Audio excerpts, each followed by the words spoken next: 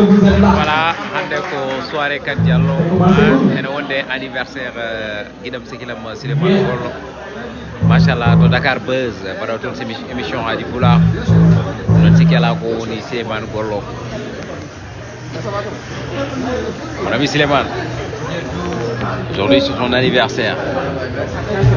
Longue vie à toi. C'est beaucoup de bonheur. Mais mon frère Cheikh Kat Diallo également.